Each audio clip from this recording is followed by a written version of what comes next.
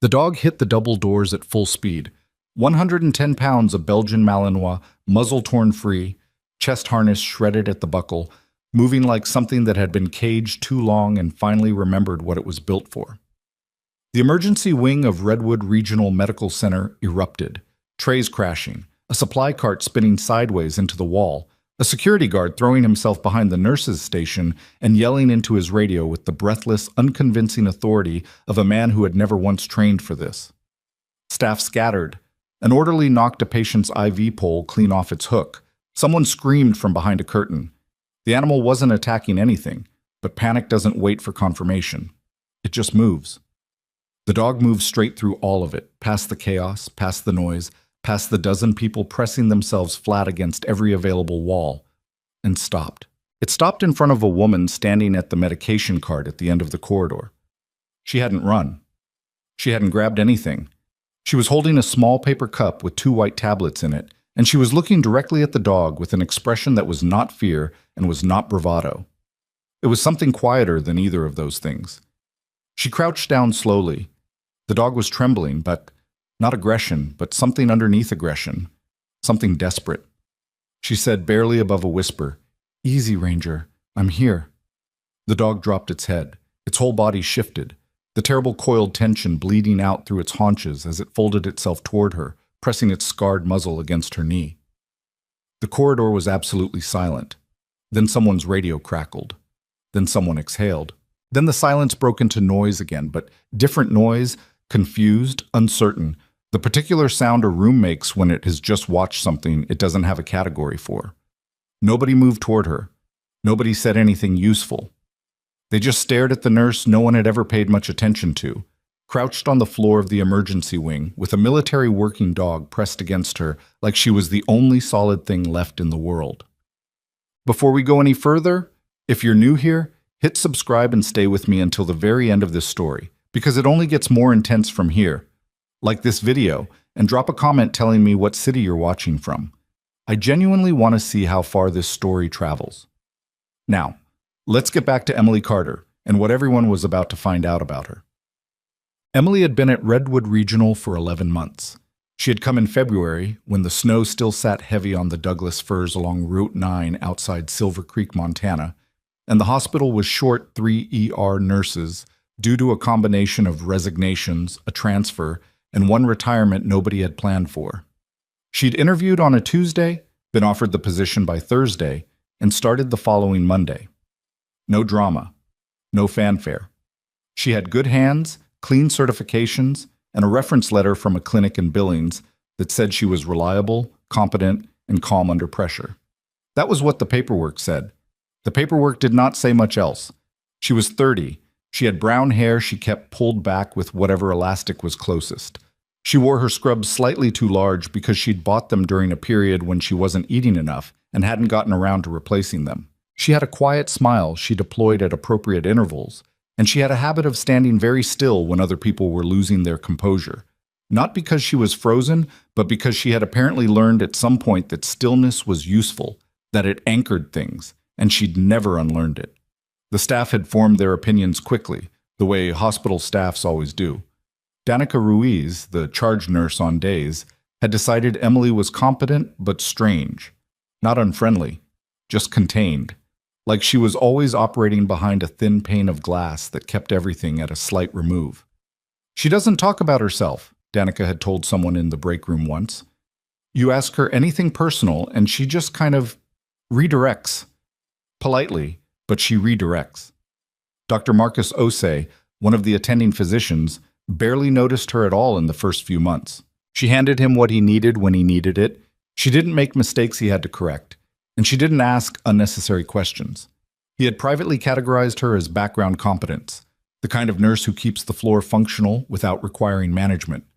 And then there was Victor Langley, hospital director, 53 years old. He had been running Redwood Regional for 6 years, and he had built his particular management style on a very specific foundation, knowing exactly who in the building would push back and making sure those people understood, clearly and repeatedly, that pushing back had costs. He had a corner office with a window that looked over the parking structure. He drove a black Audi he mentioned too often, He had the kind of posture that came not from confidence, but from the sustained performance of it. Shoulders always squared, voice always calibrated half a register too low, as though the room was always being recorded and he was always delivering testimony.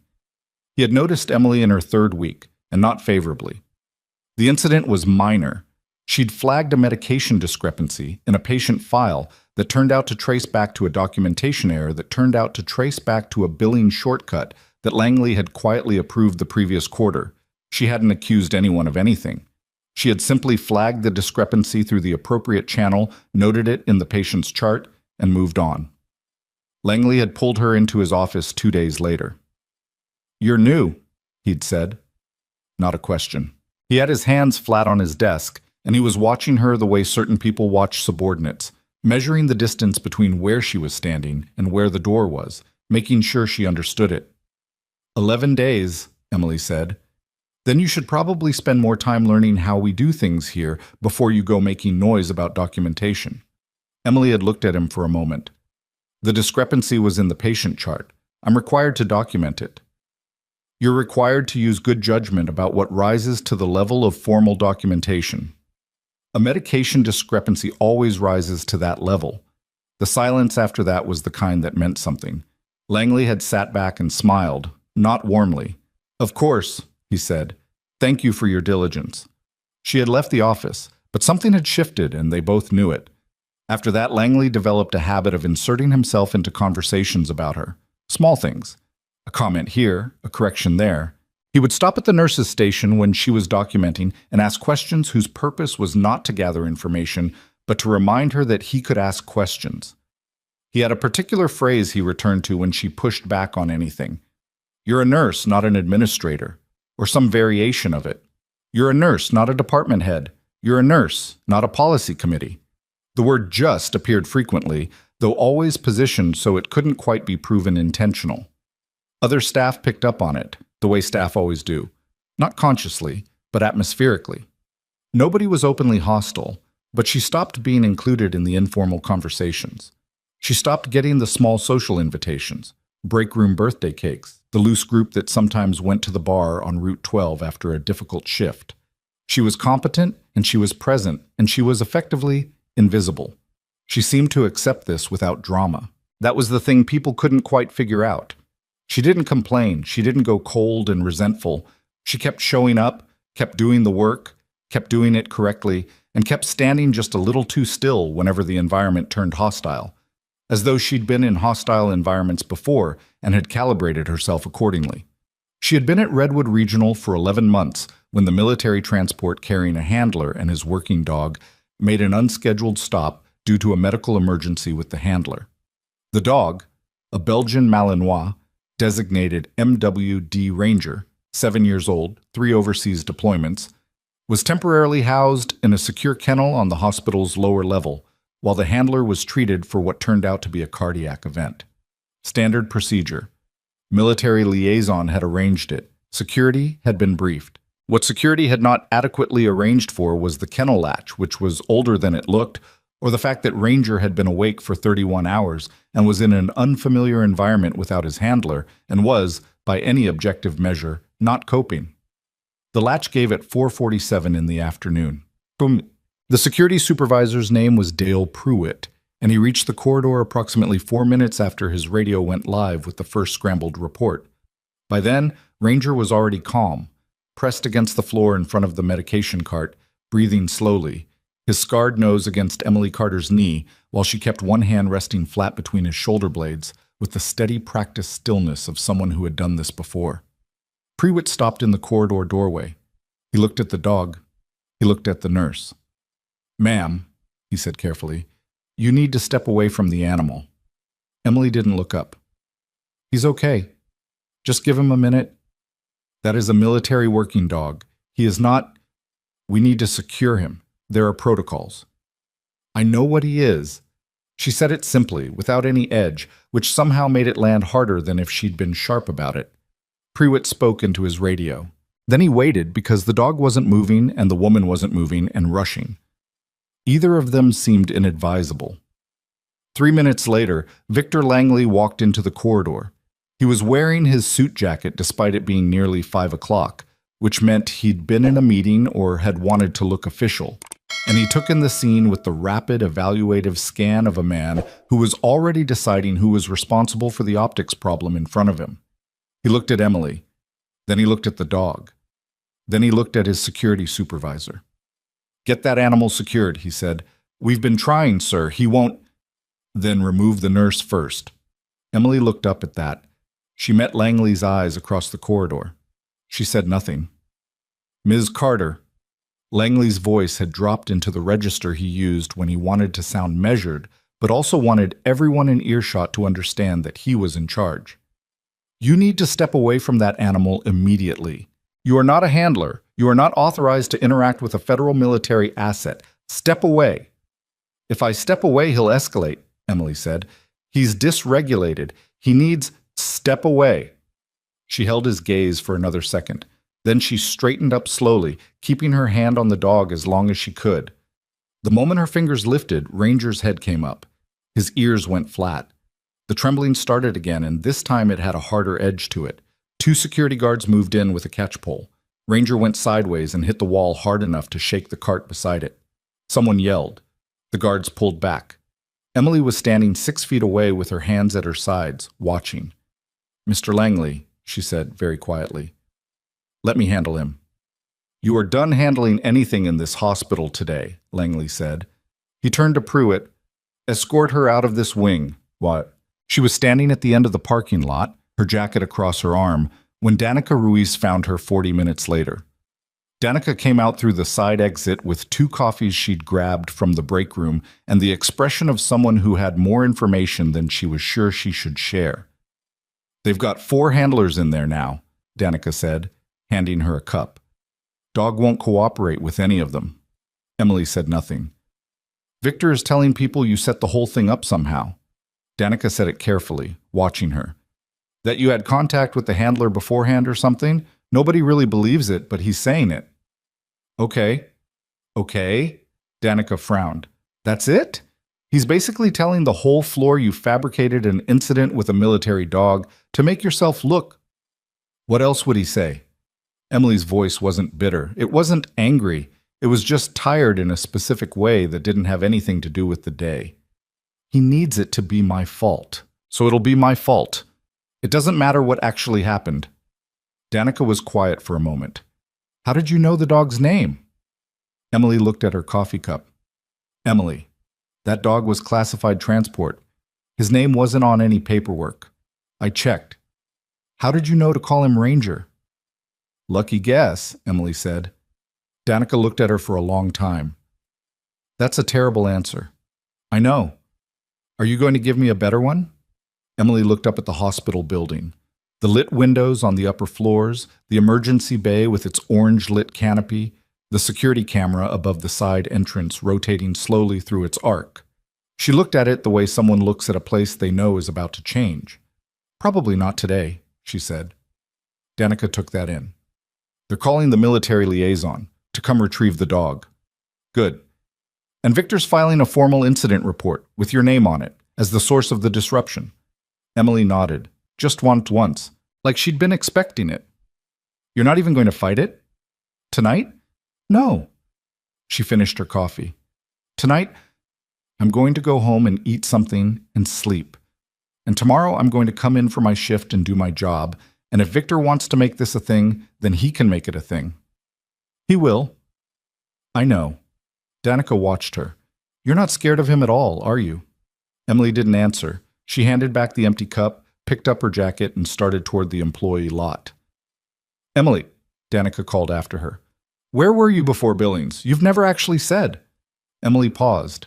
She didn't turn around. "Somewhere else," she said, and kept walking. What then? The military liaison arrived at 7 a.m. the next morning. His name was Captain Doyle Ferris, and he was 38 and wore the kind of neutral expression that came from years of dealing with situations that had already gotten complicated before he showed up. He had a tablet with documentation, a soft-sided case with handling equipment, and he had been briefed by phone on the previous afternoon's incident. He met with Langley first. Langley gave him the account he'd been refining since the previous evening, that a civilian nurse with no handler training had unlawfully interacted with a federal military working dog, that the dog's behavior was the result of her interference and not pre-existing distress, and that the hospital was prepared to cooperate fully with whatever review the military wished to conduct so long as the nurse in question was kept away from the dog. Ferris listened. He wrote nothing down. He said, "I see," at appropriate intervals. Then he went to see Ranger. Ranger was in a resecured kennel on the lower level. He'd been sedated lightly the previous evening. One of the military vets traveling with the handler's transport had come in and administered it, and had slept. He was awake now, and he was quiet, but the handlers who'd tried to approach him that morning had all reported the same thing. Flat ears, pulled back posture, the still controlled tension of an animal that wasn't going to break anything, but wasn't going to cooperate either. Ferris approached the kennel and introduced himself, the way you're supposed to, and Ranger looked at him with amber eyes that were measuring and unimpressed. Ferris spent 20 minutes with him. Then he came back upstairs. He found Langley in the hallway outside the director's office. "I'll need to speak with the nurse," Ferris said. Langley's expression tightened. "I've already explained. I heard you. I'd still like to speak with her. She's been relieved from active duty pending the incident review." "Is she on premises?" "A beat. She's scheduled for the afternoon shift." "Then I'll wait," Ferris said, and sat down in the chair outside Langley's office with the patient, slightly immovable quality of someone who had nowhere else to be and every institutional reason to be exactly here. Emily arrived at 12:45 for a 1 o'clock shift. She pushed through the employee entrance with her bag over one shoulder and her badge clipped to her scrub pocket and found Captain Ferris standing in the corridor with his tablet and his neutral expression. "Emily Carter?" She stopped, looked at him, looked at the insignia on his uniform. Something passed across her face. It moved through quickly, but it was there. Not quite recognition, or maybe exactly recognition, the particular kind that carries weight. "Yes," she said. "I'm Captain Ferris, military liaison. I've been assigned to assess the situation with MWD Ranger. I'd like to ask you a few questions if you have a moment." "I have a moment," she said. They found a small family consultation room off the main corridor. Emily sat across the table from Ferris with her bag on the floor beside her chair. He set his tablet on the table but didn't look at it. "How did you know the dog's name?" he asked. She met his eyes. "That's the question, isn't it?" "It's the first one." She was quiet for a moment. Her hands were flat on the table, not restless, not clenched, just there. "I've worked with dogs," she said carefully. "High-drive working breeds, in a professional context." "Military working dogs specifically? Because Ranger's designation is not public information." "I'm aware." Ferris looked at her.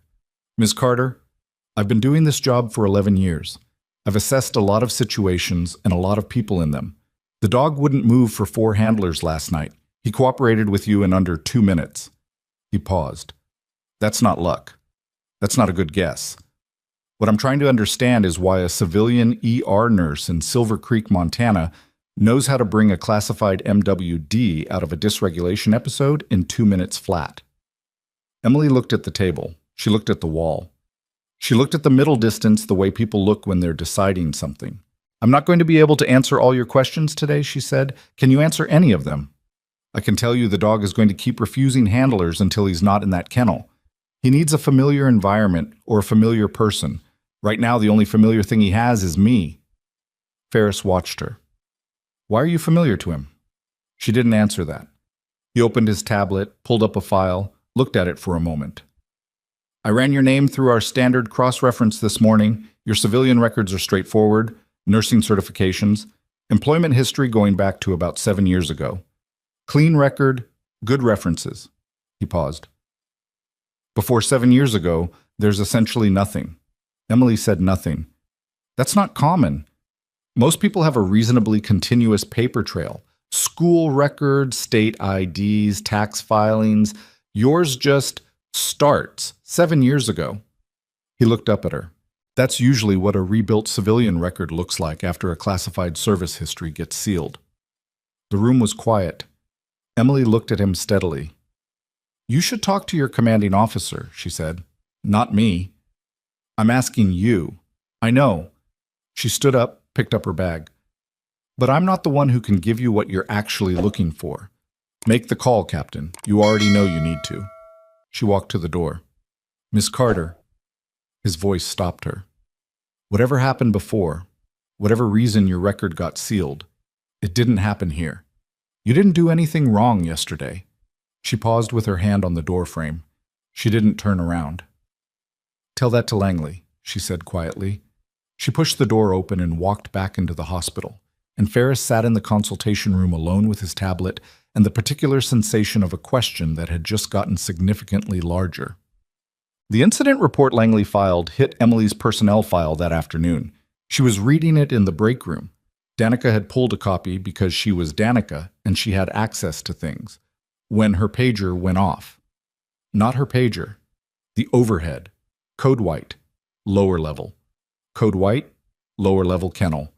All available security to lower level. Emily was on her feet before the announcement finished. She was in the stairwell before anyone thought to stop her. The kennel was chaos. Ranger had gone down. Not aggressive, not attacking, but seizing. Full tonic-clonic episode, body locked rigid against the kennel floor. The sound of it wrong and frightening even to the security personnel who had absolutely no framework for what they were watching. One of the military transport vets was on his radio trying to get guidance and looking frightened in the way that capable people look frightened when something is happening faster than their training prepared them for. Emily hit the kennel door. She was inside before the security guard at the entrance processed what was happening. She was on the floor with Ranger before the vet finished his radio call. Her hands knew exactly where to go.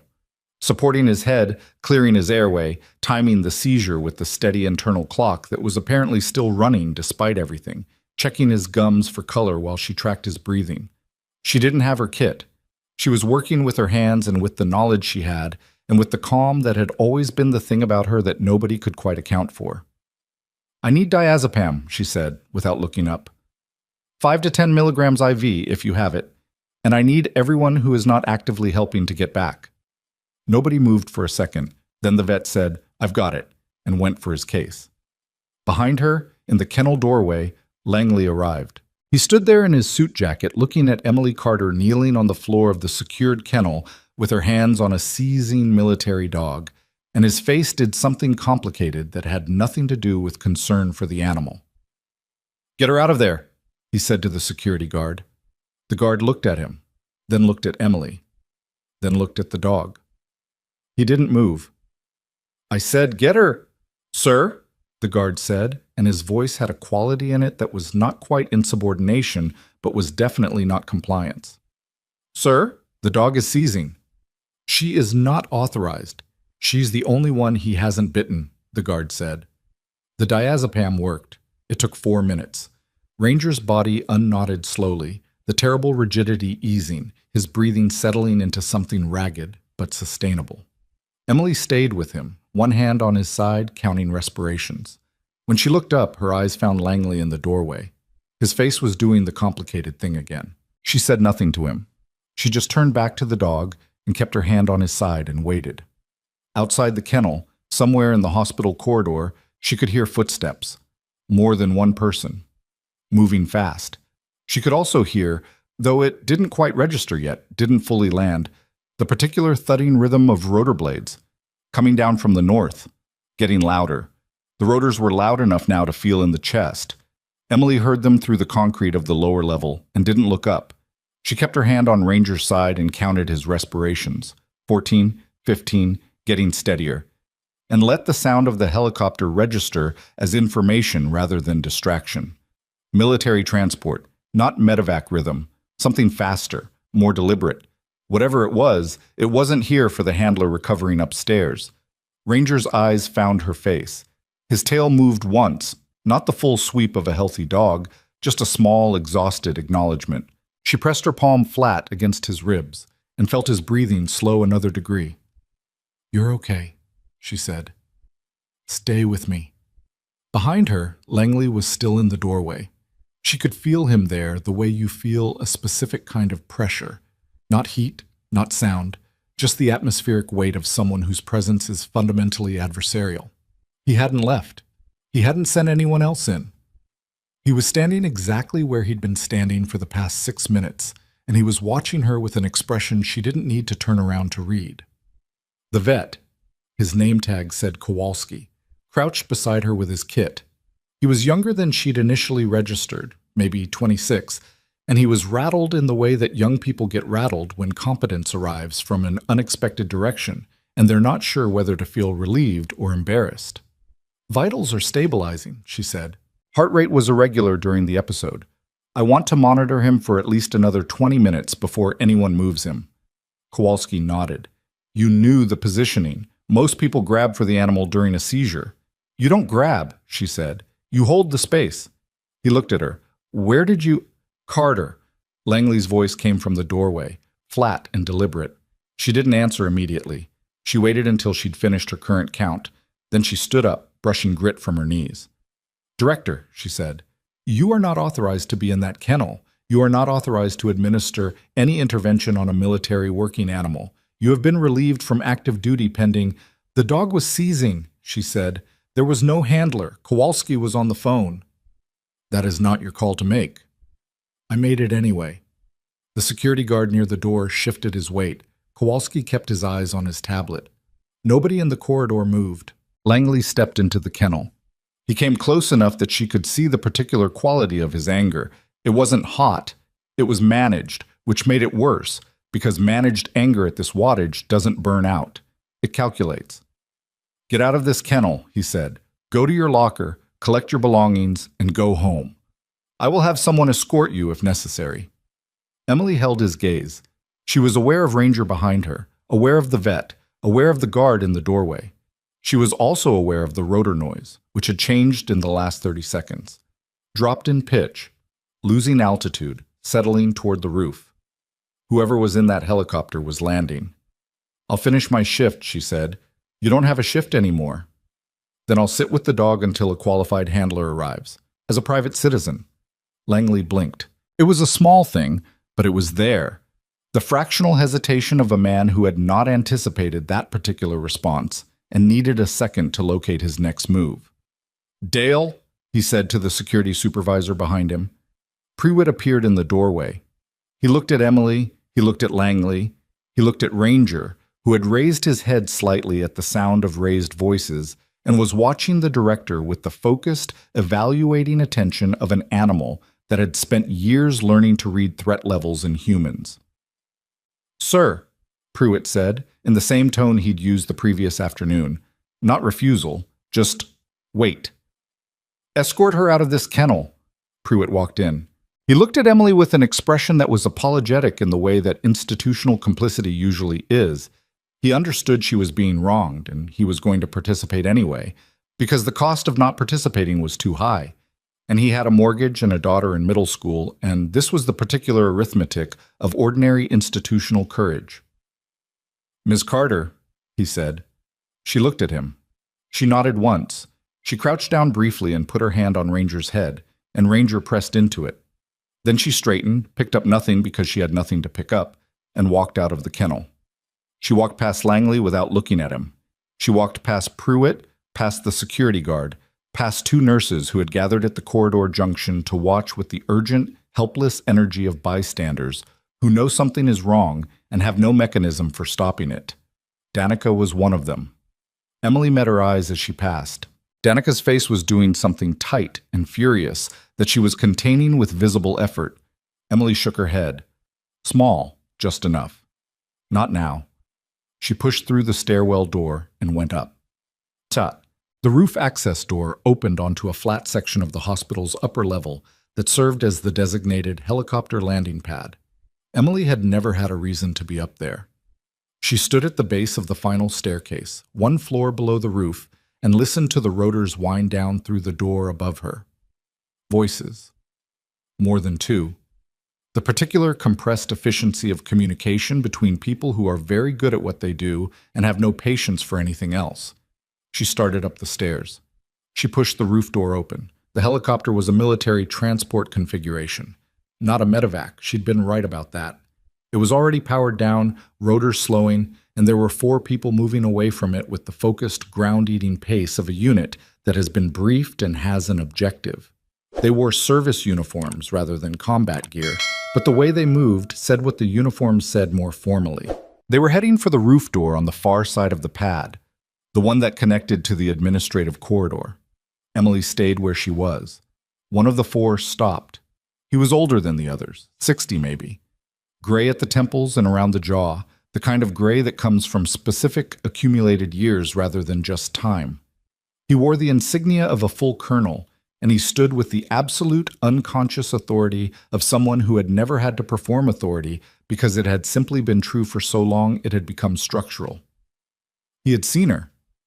He was looking at her from across the landing pad, and something in his face was doing something complicated that she recognized, because she'd seen it in Ferris's face that morning, that same quality of a question that had just gotten significantly larger. Except in this man's face, it wasn't just a larger question. It was something else, something that had been waiting longer. She watched him take 3 steps toward her. She didn't move. "Carter," he said, not a question. Her jaw tightened slightly. "Colonel Ashford."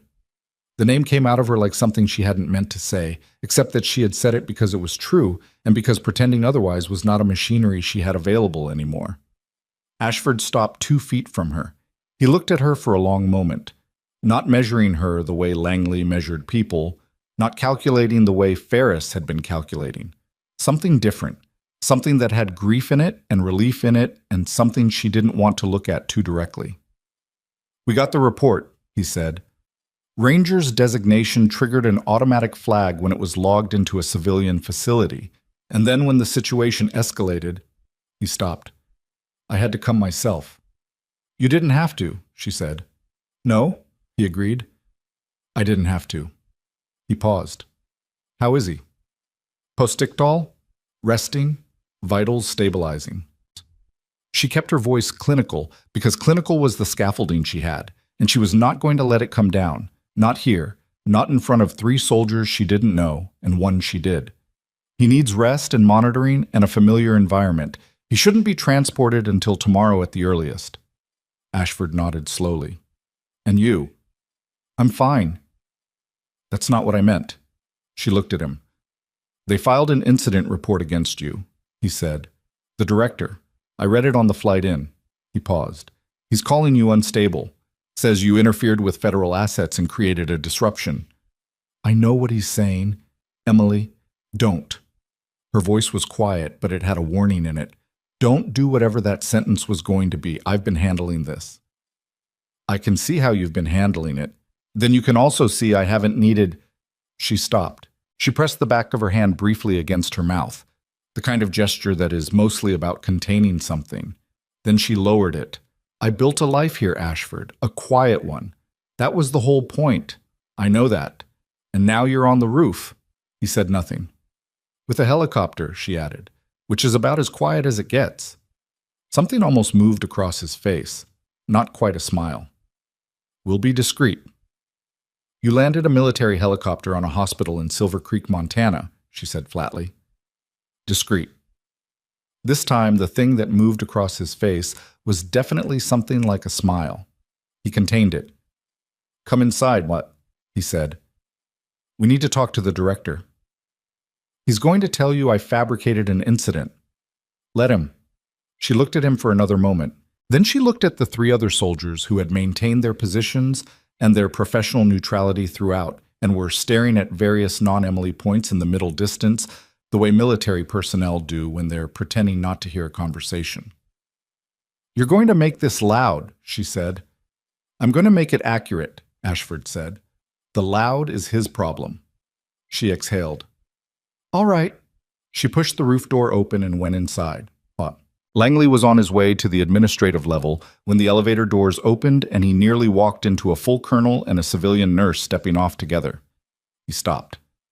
Ashford looked at him with the particular quality of attention that senior military officers use when they have already decided the outcome of a situation and are simply observing how the other party behaves before it arrives. "Director Langley," Ashford said. Langley's eyes moved to Emily. Something moved behind them. Surprise, recalculation, the rapid reassembly of a narrative that has just encountered an inconvenient data point. He managed it quickly. He was good at managing things quickly. "Colonel," he said, "I wasn't informed we'd have additional military personnel on site. I've been coordinating with Captain Ferris.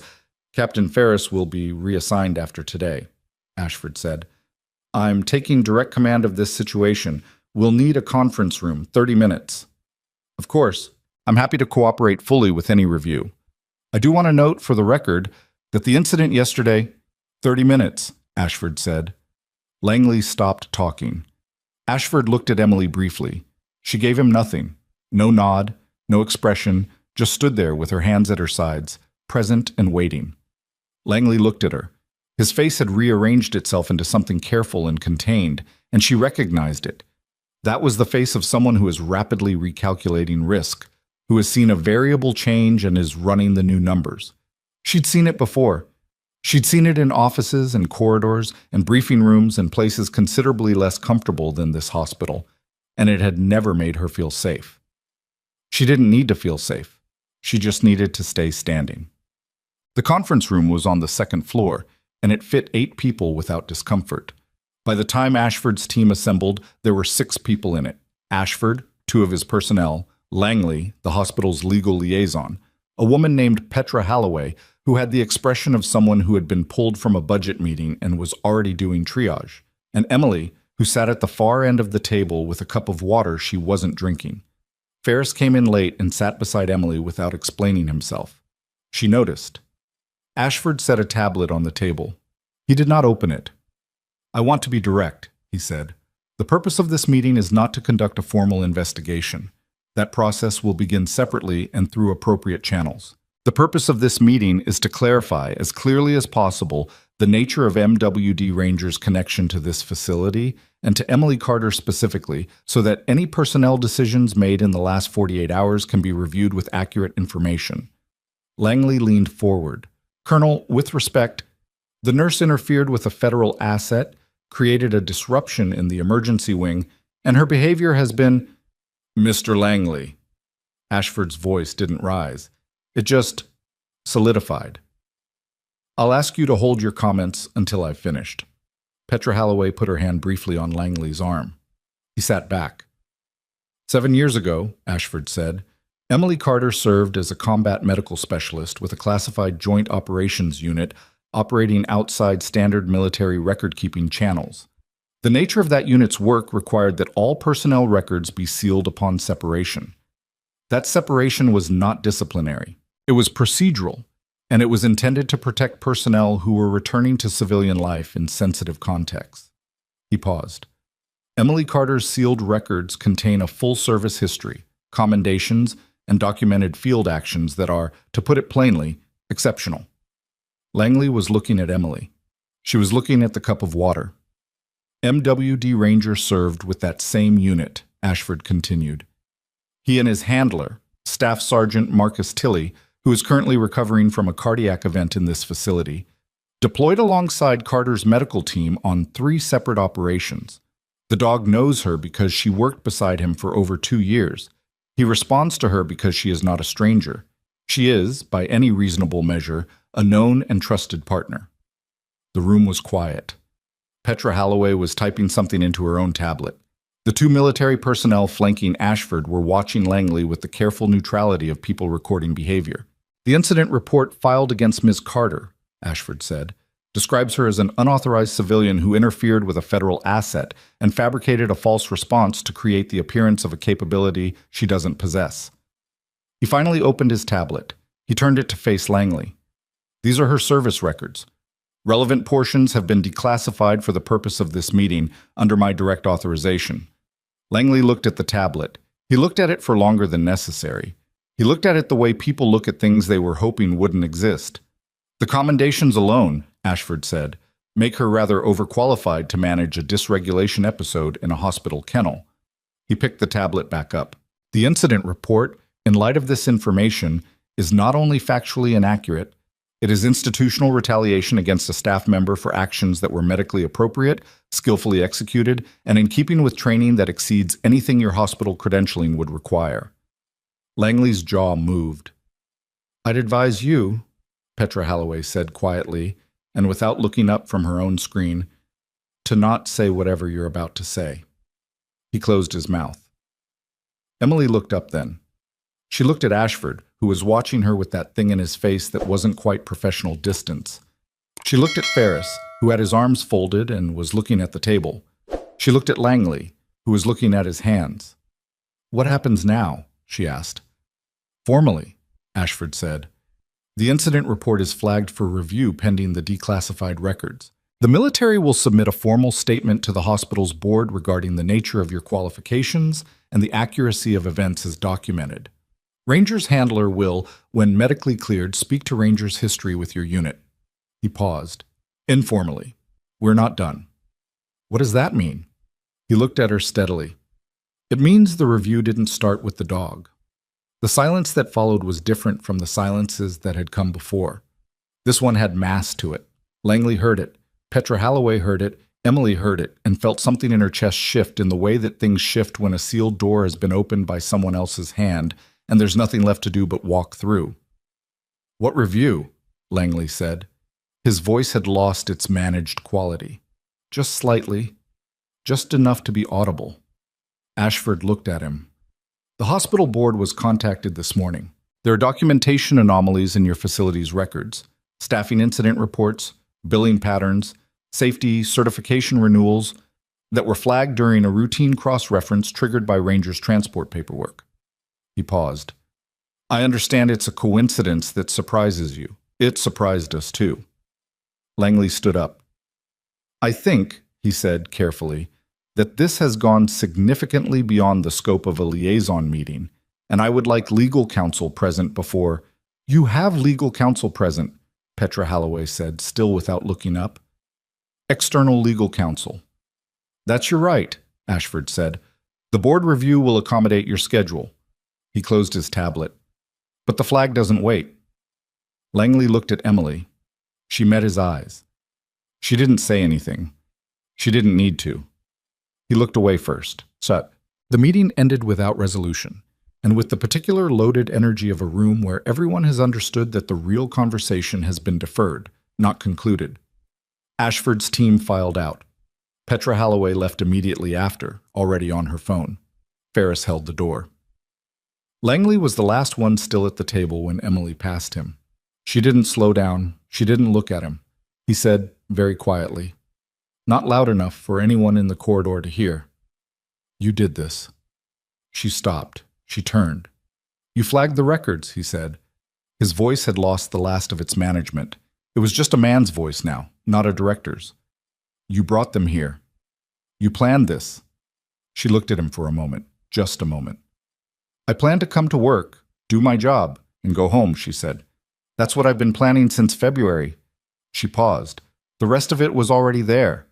She walked out. In the corridor, Ashford fell into step beside her. He didn't say anything immediately. They walked to the end of the hall, past the nursing station, where 3 staff members were pretending not to stare, past the window that looked out over the parking structure and the Douglas firs beyond it. "The board is going to want to talk to you," he said. "I know. And there's the matter of your commendation, the one that was withheld when your records were sealed. There's a process for—" "Ashford." She stopped walking. He stopped too. "I need you to tell me something straight." He waited. "The documentation flags, the billing anomalies, were those actually connected to Ranger's transport paperwork?" She looked at him directly. "Or did you already know?" Ashford was quiet for a beat too long to be neutral. "We knew," he said. She absorbed that. Her face didn't change, but something in her eyes did. Not anger, exactly. Something more tired than anger. "How long?" 4 months. 4 months, she repeated. "We needed the right moment. The records being sealed complicated the—" "I've been here for 11 months, she said. "Getting written up and locked out of procedures and talked over in my own department, and you knew 4 months ago." He held her gaze. "I know. You let it keep happening. We needed the case to be airtight before we moved. If we'd come in before we had everything, Langley's lawyers would have—" "I know why," she said. Her voice was flat. "I'm not asking why. I'm just making sure you understand what it cost." He was quiet. "Okay," she said. She started walking again. I need to check on Ranger. He didn't follow immediately. He stood in the corridor for a second, and then he followed, because that was all there was to do. Behind them, at the other end of the hall, a door opened. One of Ashford's personnel leaned out and said, "Sir, the board chair is here." And she didn't come alone. Ashford turned. Emily turned. Coming through the main entrance at the end of the corridor were 3 people in civilian clothes, but not civilian clothes the way hospital administrators wore civilian clothes. These were the kind of civilian clothes that people wear when they're carrying authority. They don't need a uniform to communicate. Behind them, 2 additional figures in federal contractor credentials. And behind all of them, a woman Emily recognized. She had never seen this woman in person.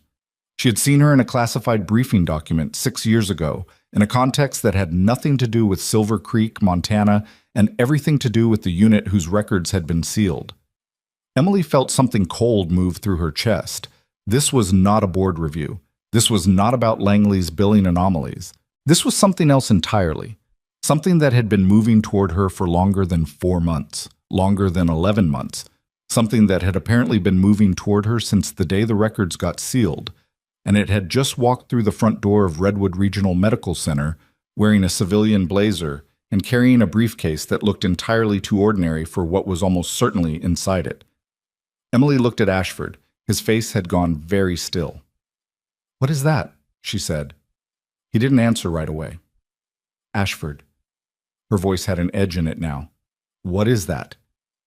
"That," he said quietly, "is why I came myself." The woman's name was Diane Sorrell.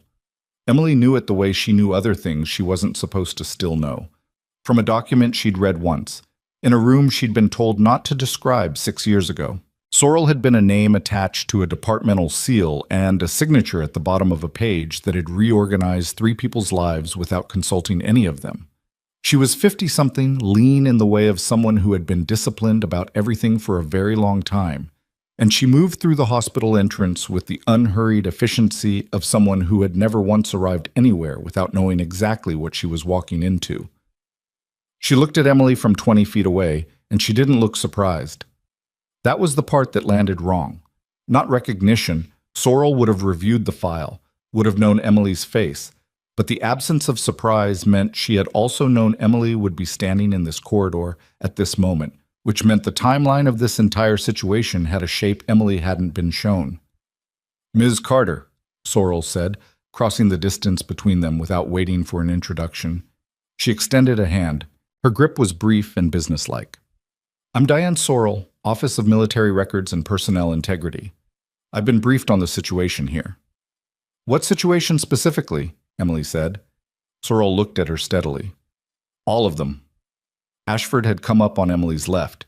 He didn't say anything, but his posture had shifted. Not deferential exactly, but aware of a hierarchy that had just made itself present. "We should find a room," Sorrell said. Not a suggestion.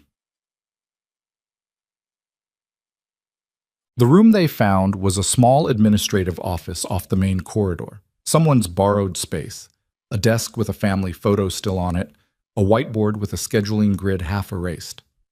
4 people: Sorrell, Emily, Ashford, and one of Sorrell's personnel who sat against the wall with a laptop open and said nothing for the duration. Sorrell set her briefcase on the desk and opened it. She removed a manila folder that was thick enough to have weight. "When your records were sealed," she said, "the order came from a departmental level that did not at the time have the jurisdictional authority to issue it." She set the folder on the desk. "We've known this for approximately 18 months. The review process was slow, for reasons that are relevant but that I won't detail here." Emily looked at the folder. "What that means practically," Sorrell continued, "is that the sealing order is being formally vacated. Your service history is being restored to accessible record. Your commendations, your field citations, your medical certifications, all of it goes back on file as of the documentation I'm carrying today." "Okay," Emily said. Sorrell paused. "That's your response? What would you like me to say? Most people have more of a reaction. Most people haven't had 7 years to prepare for this conversation." Emily looked at the folder, then at Sorrell. "You're here because of Langley. We're here because of Ranger's transport flag, which, Ashford already told me about the 4 months, Emily said. I'm asking about Langley specifically. You didn't fly in from wherever you flew in from because of a dog's transport paperwork. Sorrel held her gaze. There was something in it that was not quite respect and not quite appraisal and was maybe somewhere between them. Director Langley, Sorrel said carefully, has been under separate federal scrutiny for approximately 8 weeks. The hospital's documentation anomalies intersected with a contracting review that originated outside this facility. When Ranger's transport flag cross-referenced your name and Langley's incident report against you, it connected 2 things that had been on separate tracks. Emily absorbed this. He had no idea who you were, Sorrel said. When he filed that report, he wasn't targeting you because of your service history. He was targeting you because you were an inconvenient nurse who knew too much about his paperwork. I know, Emily said. That's almost worse. Sorrel looked at her for a moment. Yes, she said. It is. The laptop against the wall chimed softly. Sorrel's personnel looked up. The board chair is ready, he said. Sorrel nodded. She picked up the folder, then paused. She looked at Emily with a directness that had something behind it. Not warmth, not exactly, but a quality of acknowledgement that Sorrel probably didn't deploy often and meant something when she did. For what it's worth, she said, the people who authorized the sealing order are no longer in their positions. The review found multiple instances of irregular use of that authority. You were not the only one. Emily said nothing. I'm not telling you that to make it better, Sorrel said. I know it doesn't make it better. I'm telling you because you deserve the full picture. Emily picked up her cup of water from the desk. She'd carried it from the conference room, apparently, without noticing. She drank from it. Let's go talk to the board, she said. What? The board meeting was not in the boardroom. The boardroom was on the 4th floor and required a keycard Langley controlled, and Langley had not been asked to facilitate anything in the last 30 minutes. So the meeting happened in the largest available conference room, which was on the 2nd floor, and smelled faintly of the previous meeting's coffee, and it had 11 people in it by the time everyone was seated. Board Chair Margaret Voss was 64, former hospital administrator from Missoula, and she had the expression of a woman who had received a phone call that morning that had substantially rearranged her week and her opinion of several people she'd trusted. She sat at the head of the table with 2 board members flanking her, and when Langley came in, he came in with external counsel, a man in a gray suit who had driven 40 minutes from the nearest city and was still slightly out of breath. She looked at him without greeting him. Emily sat on the right side of the table, between Ashford and Ferris. Sorrel sat across from them. The external counsel put his briefcase on the table and said, Before we begin, I want to note that my client has significant concerns about the procedural. Sit down, please, Voss said. Not unkindly, just absolutely. He sat. Voss looked at Sorrel. You have documentation. I have documentation, Sorrel confirmed. She had the folder open. She did not perform the opening of it. She just began. What followed was 40 minutes that Emily would later struggle to describe in any linear way, not because she wasn't paying attention, but because attention has a texture when you are simultaneously the subject of what is being discussed and the person having to sit still while it is discussed in front of you. Sorrel laid out the service history. Ferris provided the technical documentation on Ranger. Ashford spoke to the operational context of the unit with measured precision, saying enough and not more than enough, which was exactly how she remembered him operating in every context she'd known him in. Langley's external counsel interjected at intervals. The interjections got shorter as the meeting progressed. The incident report was read aloud. Then the actual timeline of events was read alongside it. The discrepancies were not subtle. They were the kind of discrepancies that exist when someone has written a version of events specifically shaped to produce a desired outcome rather than to accurately describe what happened. Voss asked Emily 2 questions directly. Her voice was even when she asked them. Emily answered both without elaboration, without appeal, and without looking at Langley.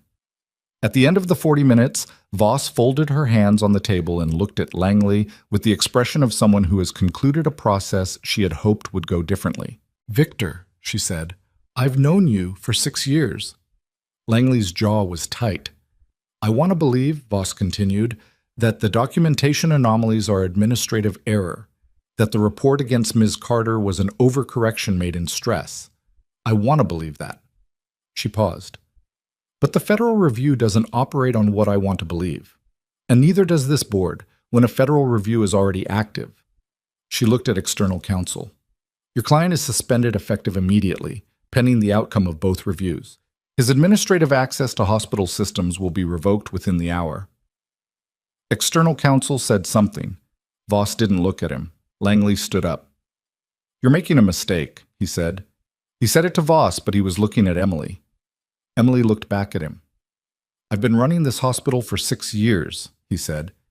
Everything that works in this building works because I built the systems. The funding, the staffing ratios, the accreditation, that is my work.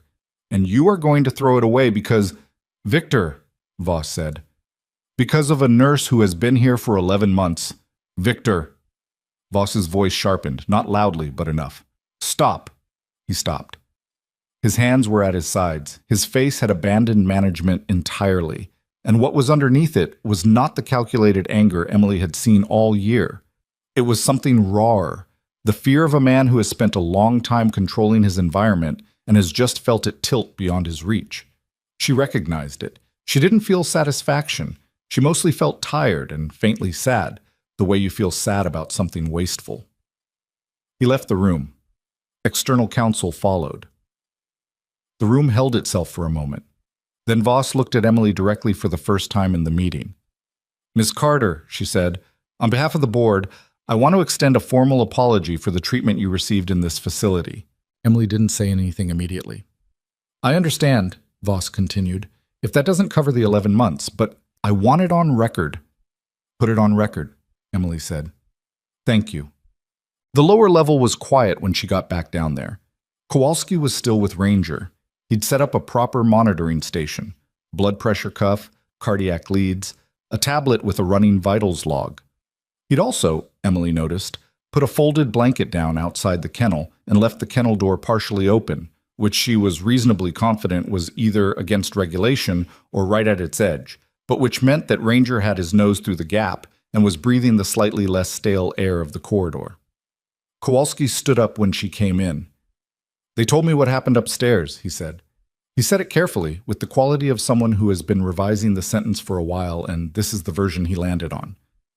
How is he? She said. Stable. Heart rate's been consistent for the last hour, no further episodes. He paused. He's been watching the door. She crouched down. Ranger pressed his nose against her hand through the gate, and she scratched behind his ear in the particular spot she'd found years ago. The specific geography of affection that an animal memorizes faster and more reliably than almost anything else. His tail moved, not the exhausted single motion from before, a proper sweep. Hey, partner, she said quietly. Kowalski gave her space. He moved to the other side of the room and began charting something that could wait, because he was a decent enough person to understand that this was not a moment to be in. She stayed crouched there for a while. Her knees ached. The concrete was cold. Ranger breathed slowly against her fingers, and she listened to it. The steady rhythm of a living thing that had been looking for something for a long time, and had found it again, however accidentally, however imperfectly, in the fluorescent half-light of a hospital basement in Montana. Ashford appeared in the doorway. He leaned against the frame rather than entering. He looked at the dog, then at her. Handler's been informed, he said. Tilly. He knows we found Ranger, and he knows you're here. How is he? Stable. They're saying 48 hours before he can be moved. Ashford paused. He cried when they told him Ranger was okay. Just so you know. She said nothing. The commendation paperwork is in process, he said. Sorrel is handling it personally. It'll be formal within the week. He paused. There's also a question, and this is not an order, it's a question, about whether you'd be willing to participate in the debrief. The full one for the unit's operational record. When? When you're ready, on your timeline. She looked at Ranger. Ask me next week. Okay. She stood up slowly. Her knees complained about the concrete, and she put a hand briefly on the kennel gate to steady herself. Ungracefully, just a person's hand on a metal gate, while her knees reminded her she was 30 and not 22 anymore. "Ashford," she said. "Yeah. The woman upstairs, the one you told me about." She turned to look at him. "The one who signed the original sealing order." His expression changed slightly. "Sorrel mentioned her." "Sorrel said the people who issued the order are no longer in their positions." Emily held his gaze.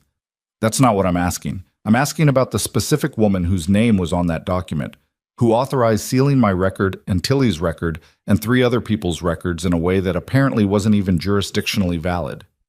Ashford was quiet for a moment. "She retired," he said, 18 months ago. Before the review started. 6 weeks before. Emily absorbed that. "So she knew," Emily said. "We believe so. And the retirement was accepted, quietly. Yes." Ashford looked at her steadily. "That's the part of the picture Sorrel was telling you is full. It wasn't a clean resolution. It was a managed one. There's a difference." Emily stood in the quiet corridor of the lower level with the hum of the ventilation system and the soft sound of Ranger breathing. "A managed resolution," she said. "I know that's not—" "No," she said. "I know what it means. I've worked in managed resolutions." She picked up the monitoring chart from Kowalski's station and looked at Ranger's vitals without really reading them. "I just needed to know the shape of it." Kowalski's tablet chimed. They both looked at him. He was looking at the screen with a slight frown. "What?" Emily said. "Nothing. It's just—" He turned the tablet toward her. "The handler, Tilly. His vitals just spiked. They're calling it stress response, but—" He paused. "He's asking to be moved down here. He's asking to see the dog." Emily looked at Ashford. Ashford shook his head once. "He's 40 hours post-cardiac event. Moving him is— I know what it is." She was already moving toward the door. "Emily, he's asking to see his dog. After a cardiac event, that's not stress response. That's his nervous system trying to complete something." She was in the hallway. "Get me a portable cardiac monitor and a wheelchair, and whoever his attending physician is, and tell them I'll take clinical responsibility for the transport." "You've been suspended from—" "Then unsuspend me," she said, "or get out of the way." She was already at the stairwell door. She pushed it open, and she stopped. Because coming down the stairwell, not from the second floor, not from the administrative level, but from the roof, was a man she had not seen in the building before. He was in civilian clothes, not hospital clothes, and not federal clothes. And he was moving with the particular quality of someone who is trying not to be noticed, which in a hospital stairwell at this moment was not a quality that went unnoticed. He had a lanyard with a press credential. He had his phone out, and on the screen of the phone, visible for the half-second before he registered her presence and pivoted, she saw the document. Not the full document, a portion of it, but enough. Enough to recognize the header, the departmental seal, the format of the records that had been sitting in Sorrel's briefcase 40 minutes ago in a closed administrative office. Someone had photographed Sorrel's documents.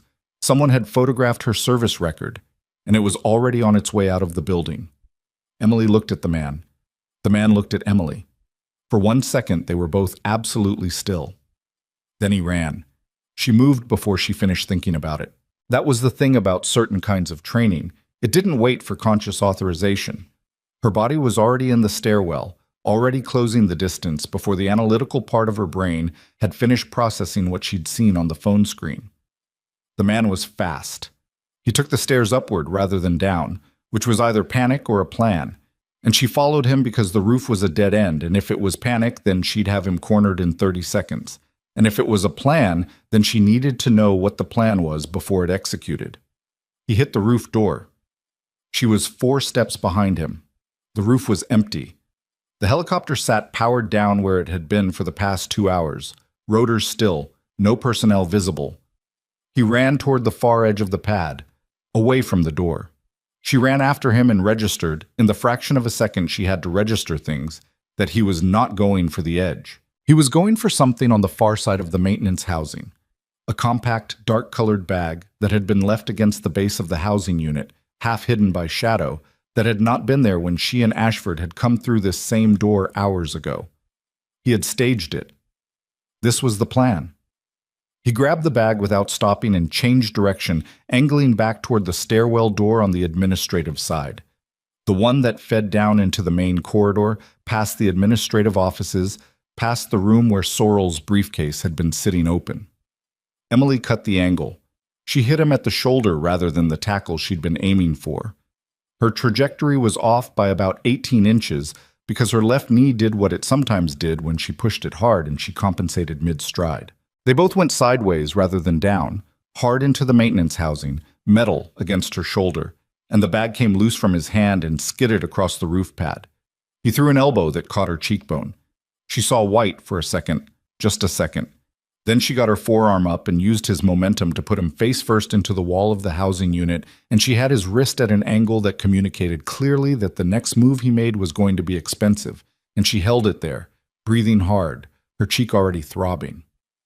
"Stop," she said. He stopped. "Don't," she said, because he'd started to shift weight. He stopped again. The roof door opened behind her. Ashford came through it at a run and then pulled up short when he saw them.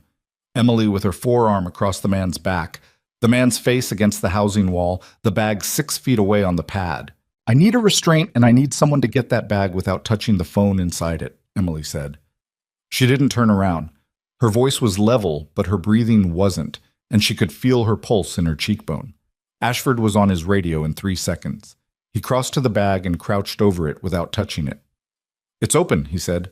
"I can see the phone." "Don't touch it." "I know." He looked up at her. "Your face." "I know," she said. "It's fine." It was not entirely fine. She could feel the swelling starting, the specific, unhelpful immediacy of facial bruising. She kept her forearm where it was and breathed and waited for the sound of boots on the roof stairs. They came within 90 seconds. 2 of Ashford's personnel, and behind them, Pruitt, who had apparently been close enough to respond to the radio call. Pruitt looked at the scene with the expression of a man who was rapidly revising his model of who exactly he had been escorting out of kennels. "Secure him," Ashford said. They did. Emily stepped back. She put her hand briefly to her cheekbone, not touching it, just assessing the heat, and then lowered it. The man was maybe 40. He had the kind of unremarkable face that people cultivate professionally. No uniform, no obvious affiliation, the press credential on his lanyard issued by a regional outlet that, when Ashford photographed it and sent it up the chain 30 seconds later, returned a flag within the minute. The outlet was real. The credential was not. "He came in through general visitor access," Ferris said, arriving on the roof slightly breathless. He'd run the building manifest from downstairs. Signed in as media, Press Pass cleared the desk because nobody flagged the visit. The admin office where Sorrel's briefcase was. It wasn't locked. Standard meeting room. Ashford looked at Emily. He photographed the documents. "I saw the header on the screen. At minimum, my service summary and the commendation file." "Did he transmit?" "I don't know. He had the phone out. I don't know how long he had it." Ashford looked at his personnel. One of them was already on a tablet, working the question from the technical side. The other had the man by the arm and was not being rough about it, but there was nothing ambiguous about the grip. "Who sent you?" Ashford said to the man. Not aggressively, just flatly, the way you ask something when you already have several working hypotheses and want to see which one the answer eliminates. The man said nothing. "Okay," Ashford said. He looked at his personnel. "Take him down. Keep the phone isolated." He looked at Emily. "You need medical attention." "I need to check on Tilly." "Emily, your face." "Cheekbone. Not orbital, not zygoma. It'll bruise and it'll hurt and I'll live. I need to check on Tilly." She looked at him steadily. "Someone just photographed my service record in a building where a federal review is actively in progress. That is not an accident, and it is not a lone actor, which means Langley, or whoever is connected to Langley, already knew something was coming. That means the people who just documented my history could use it before the formal restoration is processed." Ashford was quiet for a moment. "Sorrel needs to know," Emily said. "Sorrel is already going to know. I'm going to call her in 30 seconds. Then go call her. I'm going to go check on a man who had a cardiac event 40 hours ago and is asking to see his dog." She didn't wait for a response. She went down the stairs, her cheek pulsing with each step, her knee doing the thing it did after it had been pushed, and she went down to the floor where Tilly was recovering, and she knocked on the door of his room with the back of her hand, gently. Marcus Tilly was 51 and looked older. That was the surgery, probably. Post-cardiac event plus the specific exhaustion of a man who'd spent 3 days in a facility that wasn't his bed, in a situation he had no control over, with the ambient terror of not knowing where his dog was layered under everything else. He was propped up in the bed at about 30 degrees, cardiac monitor clipped to his finger, and when Emily pushed open the door, his eyes went to her face immediately. "What happened to your face?" he said. His voice was hoarse. "Roof incident. It's handled." She came in and sat down in the chair beside the bed. "Ranger is stable. He had a seizure earlier, postictal now, vitals holding. He's been asking for you in the way dogs ask for things." Something moved across Tilly's face that wasn't quite relief and wasn't quite grief. Some amalgamation of both that had been sitting in him since he woke up in the ER 2 days ago and been told his dog was in a secured kennel and his handler clearance didn't apply here. "He seized," Tilly said. "1 episode. He responded to diazepam, no recurrence. Kowalski has him on continuous monitoring." "Kowalski's good." "He is." She paused. "You know we can't move you down there tonight." "I know." "Your attending would have a reasonable objection." "I know that too." He looked at her. He had the particular quality of attention that people develop after years of reading environments fast, sizing up rooms, exits, threat levels, the thing that stays after the service is over and never quite goes back into the box. He was reading her now with it. "You served with Ashford's unit. You knew he was here?" "They told me. One of his people came up an hour ago." Tilly shifted slightly in the bed. "I knew someone had managed Ranger through the episode because Kowalski told me he was calm. Kowalski also told me he'd seen something that he was going to be processing for a while." He paused. "Only a few people could settle Ranger that fast. I went through the list." Emily said nothing. "Your name was on it," Tilly said. "I just didn't know you were here. Didn't know you were anywhere." He looked at his hands, large, calloused, the hands of someone who had spent years working with animals and equipment in conditions that weren't gentle. "They told me your record was sealed." "It was." "Past tense?" "Working on it." He was quiet for a moment. "The people here, the director, they treated you like—" "That's a different conversation," she said. "It's being handled." "You sure about that?" "Not entirely." He looked at her face again. "That's a bad bruise coming." "Yes." "You've had worse." "Also yes." She stood up. "I'll come back in the morning. If your attending clears a transport, we can get you down to the lower level tomorrow." Tilly caught her wrist. "Not hard. Just enough." "Carter," he said. "Thank you." "For him." She looked at his hand on her wrist. She looked at his face. There was nothing performative in it. It was just a man, tired and recovering, with the full weight of genuine gratitude that had nowhere theatrical to go. She had always found that harder to receive than the formal kind. "He would have done the same," she said. Which was true, and also not an answer, and they both knew it. She left him and went back down the corridor and found Ashford waiting for her at the elevator. Sorrel had already moved. By the time Emily and Ashford reached the administrative level, Sorrel had established an impromptu command space in the large conference room. Her personnel on laptops, a secure line open on speaker, the room's whiteboard covered in a timeline she'd mapped in precise block lettering. She had the isolated phone in an evidence bag on the table, and she had, in the 30 minutes since the roof incident, done something to her affect that made her seem both more serious and more contained, which Emily hadn't thought was possible. "Transmission status," Ashford said as he came in. "Partial," Sorrel said. He initiated an upload before Carter stopped him. "We have the network log from the building system. The upload started but didn't complete. Best estimate is he got out roughly 40% of what he photographed." "What 40%?" Emily said. "The first portion of the service summary. Name, rank equivalent, unit designation. Not the operational details, not the commendations, not the classified field records. Sorrel looked at her. Your name and your unit, in a document with a federal departmental header, going to an unverified external recipient. Where does it go? Ashford said. We're working that. The outlet he used as cover, the press credential. It's a legitimate local news organization that had its credentials cloned. They have no knowledge of this. The recipient IP address is being traced. She paused. We've seen this method before. It's not amateur. Emily sat down. She put her elbows on the table and her hands over the lower part of her face and thought for a moment with the kind of focused, quiet thinking that other people sometimes mistook for shutdown, but was actually the opposite. Langley, she said, we don't know yet. Langley knew the board meeting was happening. He knew Sorrel was here. He had external counsel who arrived fast. Too fast for someone who drove in from the city on short notice. She looked up.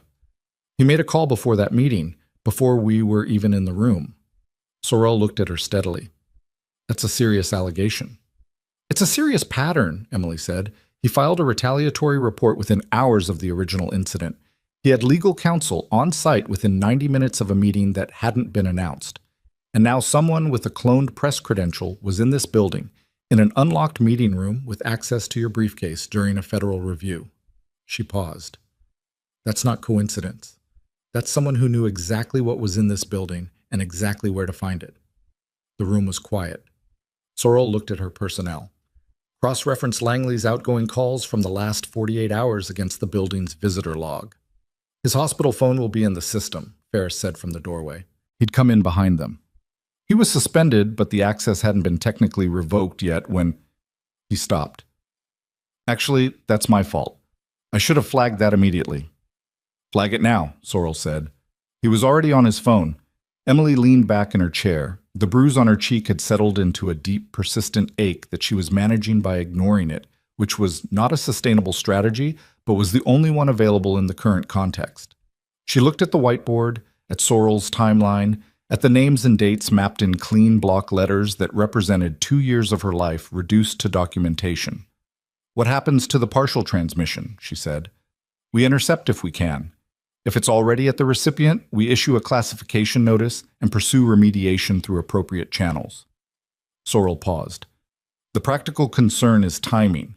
Your formal records restoration is being processed, but it won't be complete for several days. In the interim, if that partial document reaches a press outlet or a public platform, my name and a classified unit designation come out before the context does, Emily said. Yes. And someone can frame it however they want. Yes. Emily looked at Ashford. He was looking at the table. This was the contingency, she said. Not quite a question. Ashford looked up. What?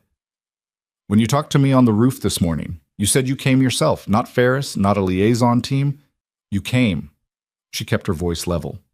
You knew there was a risk the records coming out could be weaponized if the timing went wrong. That's why the 4 months, you weren't just building a case against Langley. You were waiting for a window where the restoration could happen faster than any leak. Ashford said nothing for a moment. We had 2 prior opportunities, he said.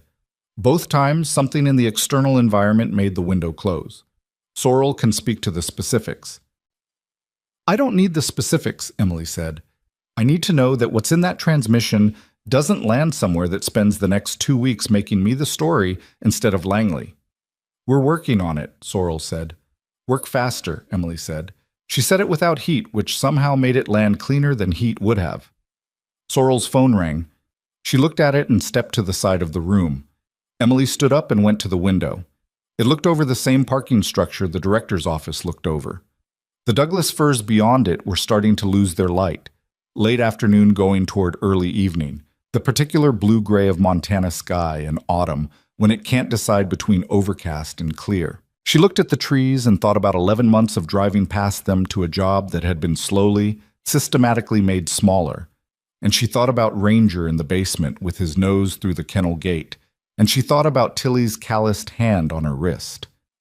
Then she heard Sorrel say, very precisely, "Say that again." She turned. Sorrel was facing the wall, phone pressed hard to her ear. "You're certain of the recipient?" Sorrel said. A pause. Send me the verification. Another pause. Longer. Sorrel lowered the phone. She turned around, and her face had the particular quality of someone who has just received information that changes the geometry of a situation they thought they had mapped. The transmission recipient, she said. Everyone looked at her. It's not a press outlet, Sorrel said. It's not an external actor. She looked at Emily, then at Ashford. The IP traces back to an internal hospital server. Administrative level, 3rd floor. Emily heard the room process that. She heard Ferris exhale.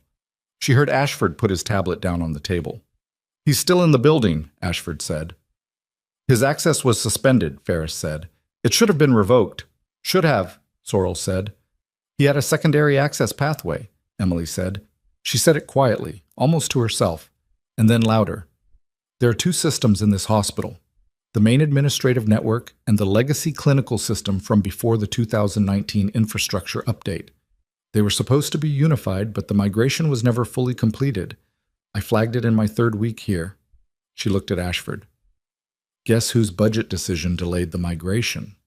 Ashford picked up his radio. The 3rd floor administrative corridor was mostly empty at this hour. The day staff had largely cleared out, and the evening shift ran lean on admin.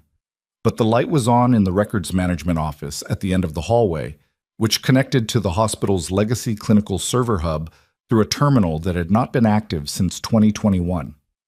Until 40 minutes ago. Prewitt was the first through the door, which said something about how completely his internal calculus had shifted in the past several hours. He came through with 2 of Ashford's personnel behind him, and what they found was not Victor Langley. It was Janet Malloy. She was the Assistant Director of Operations.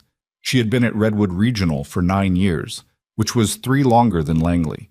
She was 58, wore reading glasses on a chain around her neck, and had the institutional knowledge of someone who knew where everybody was buried because she had helped bury several of them. Emily had interacted with her exactly 6 times in 11 months, all transactional, all brief, and had clocked her as Langley's operational infrastructure rather than a decision-maker in her own right. That assessment was, clearly, incomplete. Malloy looked up from the terminal when the door opened. She looked at Prewitt. She looked at the 2 soldiers. She looked, when Emily came in behind them, at Emily. And her face did something that was not quite surprise and was not quite resignation, but was something in between, the face of someone who knew the odds and had played them anyway. She didn't run. She just took her hands off the keyboard and sat back in her chair. You should check the trash folder, she said. Not to Prewitt, to Emily, as though they were the only 2 people in the room who the situation was actually about. Before you assume I sent anything out, check what I actually did with it. Emily looked at the terminal. Then she looked at Ashford's personnel. Don't touch anything, she said. Get someone who can image the drive. It took 40 minutes to establish what had actually happened on the terminal. What Malloy had done was intercept. The transmission from the roof had been routed through the legacy system. Whoever had set that pathway up had known it existed and had used it as a relay, probably believing it was unmonitored. What they hadn't known was that Malloy had been running her own quiet surveillance on Langley's activities for approximately 3 months, using the same legacy access, and had caught the incoming transmission and killed it before it got out of the hospital's network. She had been building a file. The file was on the terminal, and it was substantial. Billing irregularities with documentation. Incident reports that had been edited after initial filing. Metadata timestamps that didn't match the visible modification dates. 3 separate instances of safety certifications that had been renewed with signatures from personnel who, when cross-referenced, had either left the hospital or had never been assigned to the relevant department. And a thread of internal communications between Langley and a contractor named Harwick Solutions that had nothing to do with anything a hospital director should have a thread of internal communications about. Sorrel looked at the file for 4 minutes without speaking. Then she looked at Malloy. Why? She said. Malloy took off her reading glasses and set them on the desk. Because I've been his operations person for 6 years, she said. I made things run. I fixed problems. I signed things he put in front of me because that was the job. She paused. And then about 8 months ago, he signed something I didn't fix and didn't put in front of me, and when I found out what it was, she stopped. There was a patient, incident report. He buried it.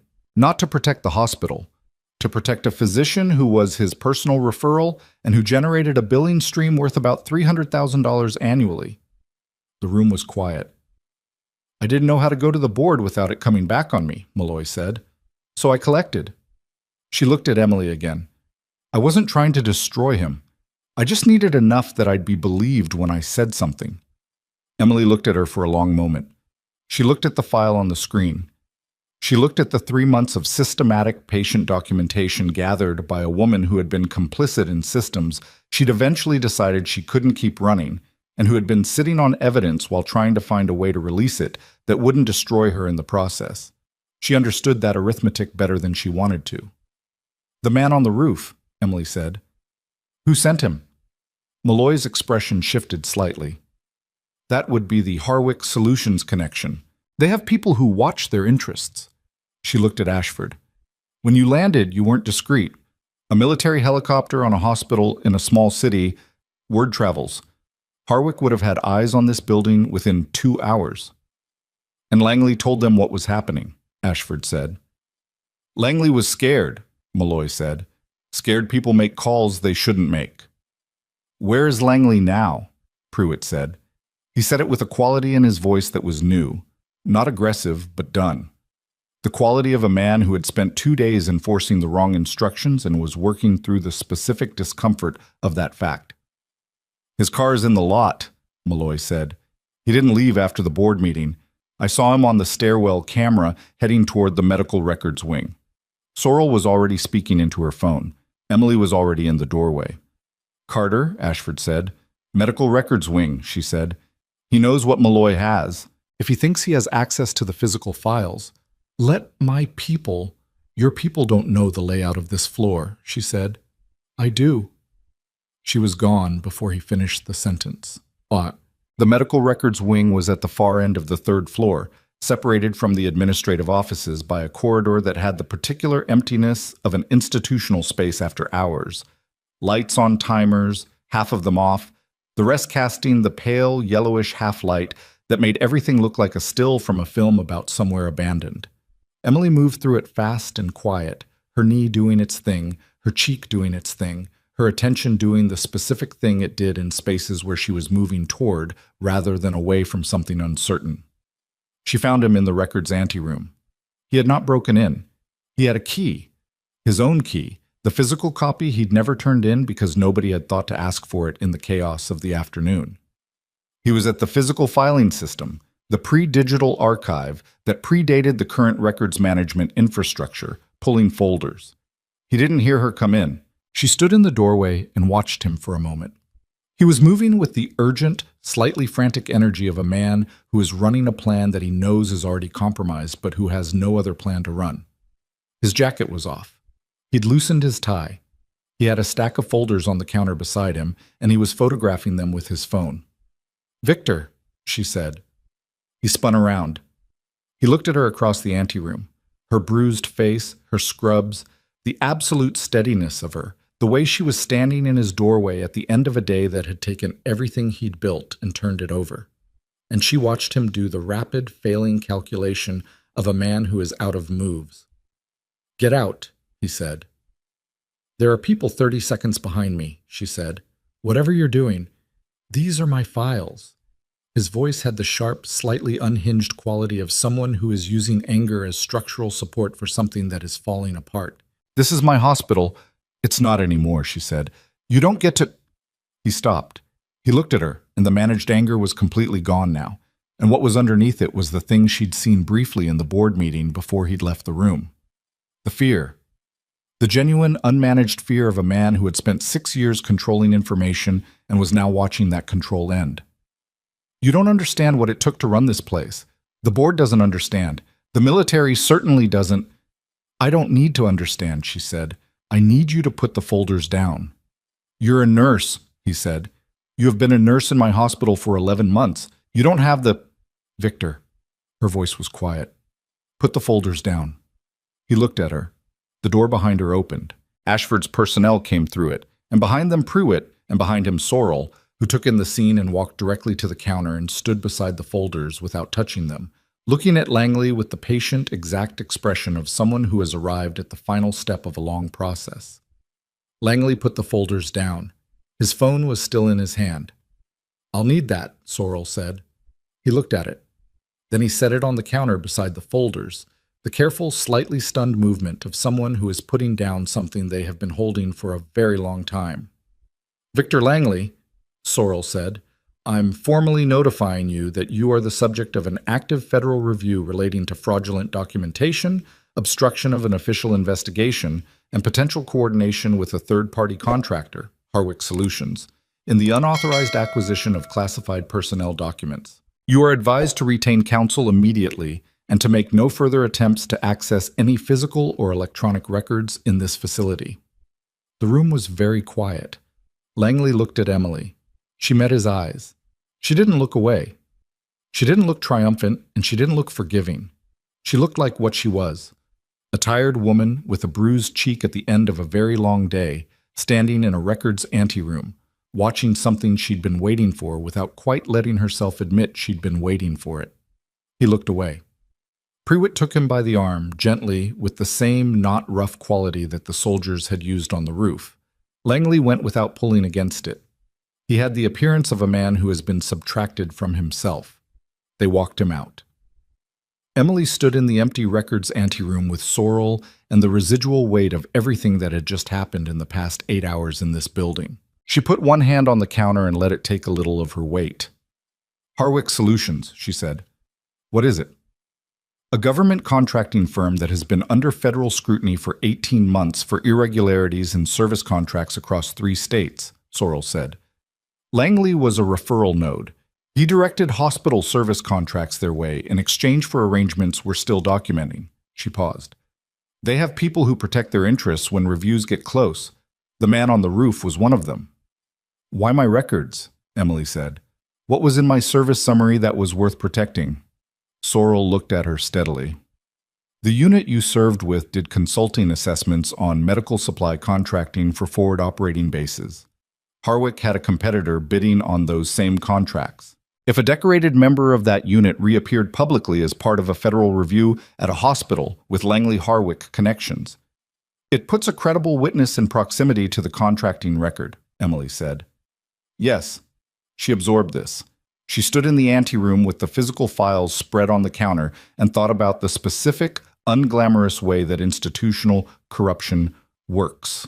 Not dramatic, not cinematic, just a slow accumulation of small accommodations that eventually weigh more than everything else. "The patient," Emily said. "The one in Malloy's file. The incident report Langley buried." Sorrel looked at her. "That needs to be the first thing that goes to the board," Emily said. "Before the contracting review, before the personnel documents, before any of this." She looked at Sorrel steadily. "There's a person at the center of that report. Whatever happened to them is the actual story." Sorrel held her gaze for a moment. "Agreed," she said. Emily straightened up. She took her hand off the counter. She looked at the doorway where Langley had gone, then at the window, then at nothing in particular. "I need to go check on Ranger," she said. She walked out. She was in the corridor halfway to the stairwell when her pager buzzed. She looked at it. It was the ICU extension. Tilly's floor. Her pace changed. She pushed through the stairwell door and took the stairs 2 at a time, her knee objecting and her cheek pulsing and her heart doing something specific that she recognized as the particular frequency of fear that has a name attached to it. She hit the ICU floor, turned the corner, and found Danica standing outside Tilly's room with an expression that Emily could not immediately read. It wasn't the expression of a medical emergency. It wasn't the expression of bad news. It was something else. "He's okay," Danica said, quickly, reading Emily's face. "He's fine. He insisted." She gestured at the door. He apparently told his attending that if they didn't get him into a wheelchair and down to the lower level, he was going to walk, which was enough of a credible threat that... Emily pushed the door open. Tilly was not in the bed. He was in the wheelchair beside the bed, already dressed in a hospital gown and compression socks, his cardiac monitor transmitting wirelessly to a portable unit clipped to the chair, his IV line threaded carefully through the armrest. He looked at Emily with an expression that was entirely unapologetic. "I know what you're going to say," he said. Do you? She said, and my attending has already said it. Good. Then you have context for what I'm about to say. Carter. He looked at her, and the unapologetic expression had something behind it that she couldn't dismiss, the same thing she'd felt in his hand on her wrist earlier. Let me go see my dog. She stood in the doorway of his room and looked at him, and thought about all the things that were medically inadvisable and all the things that were, in the longer and more complicated calculus that she had been applying to decisions for most of her adult life, simply true. His attending appeared behind her in the doorway. Dr. Osei, of all people. Marcus Osei, who had spent 11 months barely registering her existence, who was now looking at her with an expression that had something genuinely different in it from anything she'd seen from him before, something that had traveled some distance to get there. Wireless monitoring, continuous, Osei said to her. Not to Tilly. To her, as though her assessment was the one that mattered. I'll come down with him personally. 30 minutes maximum. Emily looked at Tilly. Tilly looked at Emily. She stepped aside. She walked with them down to the elevator and down to the lower level and down the corridor to the kennel where Ranger had his nose through the gap in the gate and his ears forward, and the moment Tilly's wheelchair came within 10 feet, the dog made a sound. Not a bark, something lower, something that had 7 years of work and deployment and separation compressed into it.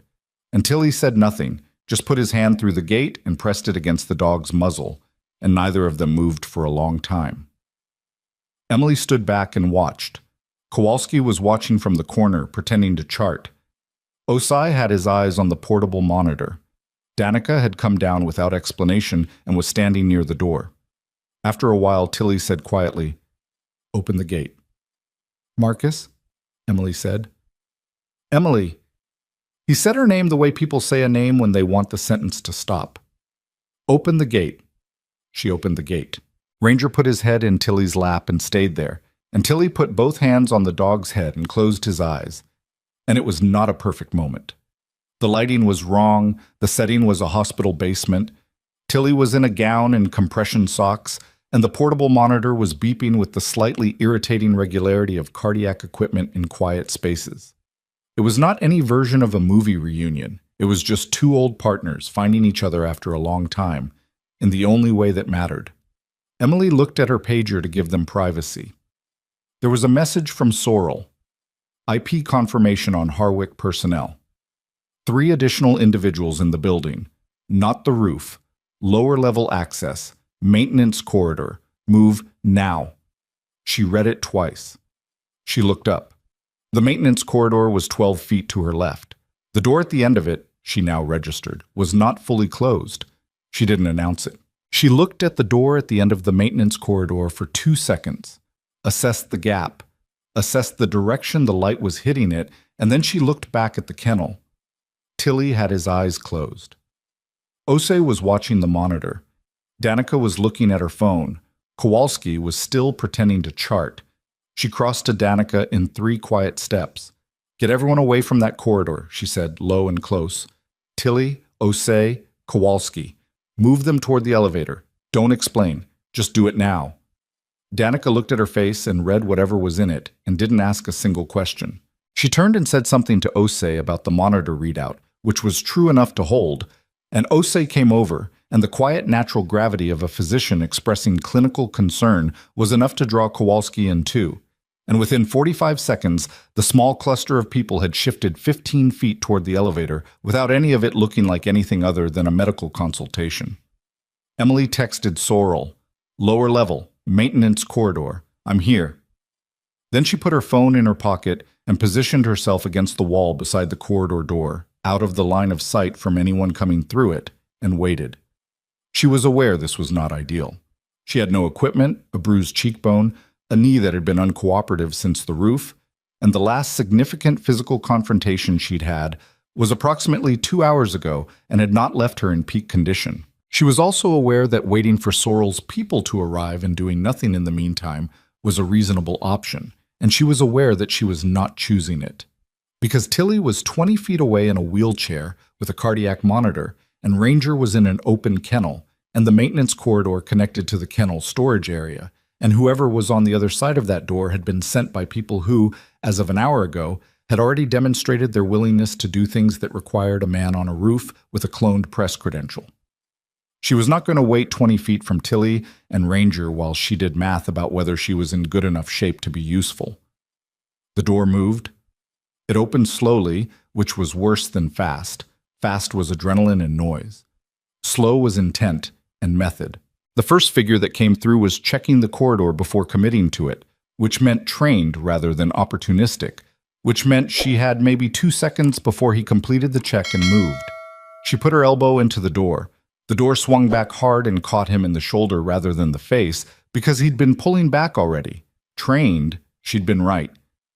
And he went sideways but didn't go down. She came through the doorway and put him into the shelving along the left wall of the storage area. And she heard the second figure behind her and she didn't have time to turn, so she dropped instead, got low, and felt the grab go over her head. And then she was behind him, and she had his arm at an angle that she'd used on the roof and that her shoulder did not enjoy, and that she held anyway. The third one was at the back of the storage area, near the far door. She looked at him. He was bigger than the other two, and he had stopped moving when she dropped, which meant he was thinking, and thinking was more dangerous than moving. He had his eyes on her, and his weight shifted forward, and she made the fastest inventory she'd ever made of a 12-foot space. Shelving, equipment carts, a defibrillator in a red case, mop bucket, cable ties on a hook. And she moved. She went for the defibrillator, not to use it as a weapon. She yanked it off the shelf and it hit the floor with a crash that was not subtle and was entirely intentional, because it was loud enough to bring whatever was outside that door inside in under a minute, and because the red case in the hand of a hospital employee in a maintenance corridor was a signal that had a very specific meaning in any institutional environment. Something is medically wrong. Someone is responding. This is not the moment to do what you came here to do. The big one hesitated. He hesitated for exactly long enough. The door behind him opened and Ashford's 2 personnel came through it in full. And it was not elegant. It was a tight space and there were bodies and equipment carts, and it was loud. And the man with the wrist angle she was holding did something with his elbow that got him partially free, and she caught it on her forearm rather than her face, which was an improvement but only just. But it was sufficient. 3 minutes of controlled chaos in a hospital storage room, and then 3 men were against the wall, and she was standing in the middle of the room with a defibrillator at her feet and her shoulder doing something she was going to have to address tomorrow, and her heart running considerably faster than it had been 30 seconds ago. Sorrel came through the maintenance door at a walk, which somehow communicated both that she'd been close the whole time and that she'd known Emily would handle it. She looked at the 3 men. She looked at Emily. She looked at the defibrillator on the floor. "Please tell me that thing is okay," she said. "It's fine," Emily said. She picked it up and checked it. "It's fine."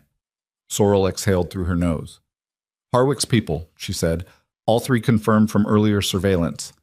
They came through the building's utility access." She looked at Emily steadily. "You could have waited." "I know," Emily said. "You were going to wait, and then you didn't." Tilly's 20 feet away. Sorrel looked at her for a moment. "I know," she said, with a dryness that acknowledged the point, while also being clear she found the result professionally stressful. "Go get your shoulder looked at." Emily set the defibrillator back on the shelf and went back through the door. Chad. The following 4 days were the institutional equivalent of a flood receding. Slow, revealing, and leaving things behind that hadn't been visible before. Langley was formally terminated by the board on the morning of the second day, in a closed session that lasted 40 minutes and produced a 6-page summary that would eventually be made available to staff. The same session suspended 2 additional administrators pending review. Both had been signatories on documentation that Malloy's file had flagged as manipulated. The safety certification irregularities were referred to the state health authority. The patient incident report that Langley had buried was pulled, reviewed, and referred to the ethics committee with a note that the patient's family would be contacted directly. Harwick Solutions received a formal federal notification of expanded inquiry. Their government contracting licenses were suspended pending review. The man from the roof and the 3 from the maintenance corridor were in federal custody by end of day 1. and the investigation into their coordination with hospital personnel was, according to Sorrell in a brief update that she delivered to Emily, with the efficiency of someone who gives these updates the way other people send emails, proceeding. Sorrell said, proceeding the way other people say, not your problem anymore. Emily decided to accept that. The formal records restoration was completed on day 3. Emily was in the break room eating a granola bar she'd been carrying in her pocket for 4 hours when Ferris found her and put the document in front of her on the table. It was not dramatic. It was printed on standard paper, and it had a departmental header, and it meant that the 7 years of her life that had been administrative, nothing were, as of that morning, officially somewhere. She read it twice. She folded it in half. "Thank you," she said. Ferris sat down across from her. He had the air of someone who has been peripherally involved in something significant and is still processing what exactly his peripheral involvement means about his judgment. "How's the shoulder?" "Functional." "And the cheek?" "Colorful." It was, in fact, at peak bruise that morning, a deep purple yellow that she'd looked at in the bathroom mirror with the resigned acknowledgement that she would be fielding comments about it for another week. "The board wants to meet with you," he said. "I know. Danica told me." "It's not a review. I know what it is." She finished the granola bar. "What time?" "Whenever you're ready."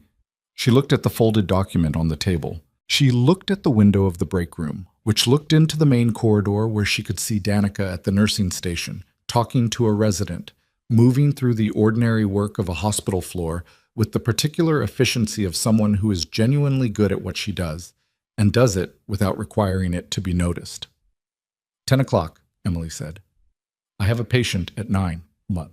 The board meeting was not what she had expected, which was itself the main thing she took away from it. She had expected apology in the institutional form, carefully worded, liability-conscious, the kind of language that says everything and means nothing because it was vetted by legal before it was spoken. She had expected formality that kept a specific distance. What she got instead was Margaret Voss sitting across a table without a prepared statement, looking at her over reading glasses and saying, "I want to know what you actually want, not what we can offer you, what you want." Emily looked at her. "Because what we can offer you is a significant renegotiation of your contract, a formal staff apology, a posted statement of your record and commendations on hospital communication channels, and a departmental review of the conditions under which you worked for the past 11 months. Voss paused. "All of that is going to happen regardless. I'm asking what else." Emily thought about it. Not for performance, but she actually thought about it, which took a moment. "The patient in Malloy's file," she said. "I want confirmation that their family is contacted personally, and not through a letter. I want a person to make that call." Voss wrote something. "The documentation irregularities in the incident reporting system. There needs to be an independent audit, not internal, external." Voss wrote something. "And the staff who were pressured to file or sign documentation they didn't agree with. I want a formal protection process before any of the disciplinary reviews reach them. They were doing what they were told by someone who had institutional authority over their livelihoods." Voss looked up. "That last one is going to complicate the review process." "I know," Emily said. "I want it anyway." Voss held her gaze for a moment and then wrote it down. "And for yourself." Emily looked at the window. The Douglas firs were visible from this floor. The sky behind them was the particular clear blue of a Montana morning in early autumn, the kind that makes the light sharp and the distances seem closer than they are. "My contract reinstated with back pay from suspension," she said. "And I want to work with Kowalski on the lower-level protocols for medical working dogs. We don't have any. We should." Voss almost smiled. "Done." Or, the commendation ceremony happened on a Thursday. It was outside, which had been Emily's one specific request, and it was smaller than Ashford had originally proposed, which had also been her request. No press. No prepared speeches longer than 2 minutes. The hospital's outer courtyard, a rectangle of pavement and garden boxes that mostly got used by staff on smoke breaks, and was therefore already equipped with folding chairs that Kowalski had arranged in rows the morning of, somewhat crookedly, because he'd done it alone and hadn't measured anything. The chairs were imperfect. The autumn light was good. There were maybe 60 people. Hospital staff, Ashford's personnel, Sorrel and two of her people, Ferris, Tilly in his wheelchair with a blanket over his knees, and the expression of a man who had been told by his attending that this was a 1-hour maximum event and intended to stay for 3. Ranger was there. He was on a leash, formally speaking, but the leash was in Emily's hand and served more as a gesture toward protocol than an actual restraint. He sat beside her chair with the composed authority of an animal who understood that something significant was happening and was choosing to participate rather than merely attend. Ashford read the commendation. He read it straight, without embellishment, which was how she'd asked him to do it, and the words were the words of a document that described specific things, dates, locations, actions, outcomes, in the way that official military language describes things, precisely and without sentiment, which somehow made the sentiment heavier. She listened to it and looked at her hands. When he finished, he looked at her. "You never stopped being one of us," he said. That part was not in the document. That part was just him, in front of 60 people saying a true thing. She looked up. She did not cry, because she had spent 7 years building the infrastructure not to. And that infrastructure did not disassemble in a courtyard on a Thursday. But there was something in her face that she didn't manage to contain entirely. Something that Danica, sitting 2 chairs away, registered and looked away from with the specific tact of a person who understands that the greatest kindness in that moment is not witnessing it. Emily stood up. Ashford pinned the commendation to her scrub jacket, which was not the intended garment for military commendations, but was what she was wearing because she'd come from a 7 a.m. shift, and the small inappropriateness of it, the formal medal on the hospital scrubs, was somehow the truest version of the whole story. Applause. Real applause, not the cautious institutional kind. Danica was on her feet. Kowalski was on his feet. Tilly was trying to stand up and being gently prevented by Osei, who was standing beside him with his hand on Tilly's shoulder, and Tilly was arguing with him in the affectionate, losing way that patients argue with doctors they've started to like. Emily looked at the crowd and felt the particular uncomfortable weight of being seen by people who had previously looked through her, and she sat with it rather than deflecting it, because she had earned the right to sit with it, and refusing it would have been its own kind of dishonesty. She looked down at Ranger. He looked up at her with amber eyes, and his tail swept the courtyard pavement once, twice, the steady rhythm of a dog who is exactly where he intended to be. She scratched his ear in the right spot. Later, when the chairs were being folded and people were drifting back inside, and Tilly was finally being wheeled in by Osei with the resigned dignity of a man who lost the time argument but won everything else, Sorrel found her near the garden boxes. "The Harwick investigation is expanding," Sorrel said. "Not just the contracting records. They found connections in 2 other states." She paused. "There may be a formal request for your testimony regarding the unit's contracting assessments. Not immediately. Months from now, potentially." "I know," Emily said. "You'll cooperate?" "Yes." Sorrel nodded.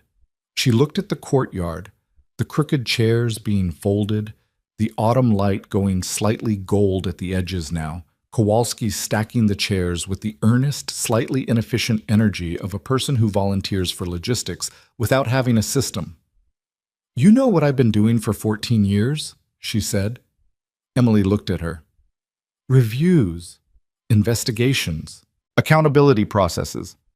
Sorrel said it without bitterness, but also without the performance of finding meaning in it. "Most of them don't end like this. Most of them end with a managed resolution and a departed employee and a policy update that nobody reads." She looked at Emily. "This one is different.